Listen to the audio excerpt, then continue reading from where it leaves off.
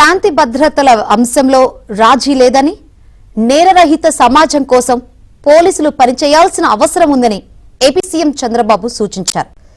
సమాజంలో జరిగే నేరాలను కొత్త టెక్నాలజీతో అరికట్టాలన్నారు. గుంటూరు జిల్లా మంగళగిరి ఏపీఎస్పీ బెటాలియన్ గ్రౌండ్స్ లో పోలీస్ అమరవీరుల సంస్మరణ దినోత్సవంలో ఏపీ సీఎం చంద్రబాబు పాల్గొన్నారు. పోలీస్ అమరవీరులకు సీఎం చంద్రబాబు నివాళులర్పించారు. భద్రతా దళాల గౌరవ వందనం స్వీకరించారు. ముందుగా పోలీస్ అమరవీరులకి నివాళులర్పిస్తున్నాను.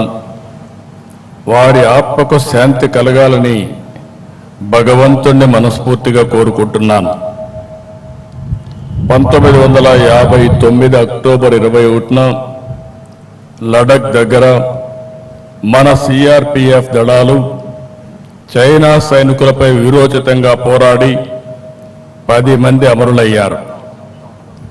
వారిని స్మరించుకునేలా ప్రతి ఏటా అక్టోబర్ 21న పోలీస్ అమరవీరుల రోజుగా ఘనంగా జరుపుకుంటున్నాం. వారి త్యాగాలను, బలిదానాలను గుర్తు చేసుకుంటూ మనం అందరం కూడా స్ఫూర్తిని పొందుతున్నాం. ఈ సంవత్సరం దేశవ్యాప్తంగా విధి నిర్వహణలో 192 మంది పోలీసులు అమరులయ్యారు.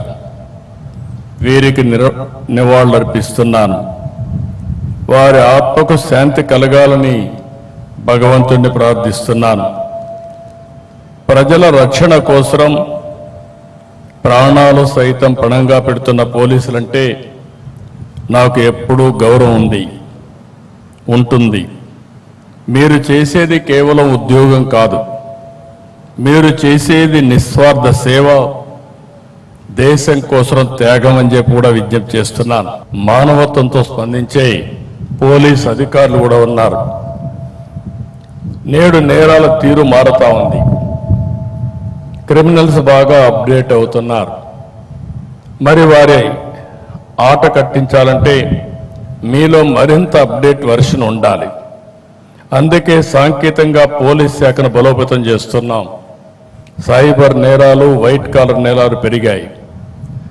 సీసీటీవీ కెమెరాలు, డ్రోన్లు, ఫోన్ సిగ్నళ్లు, గూగుల్ టేక్అవుట్స్, ఇలా టెక్నాలజీని విస్తృతంగా ఉపయోగించుకోవాల్సిన అవసరం ఉంది.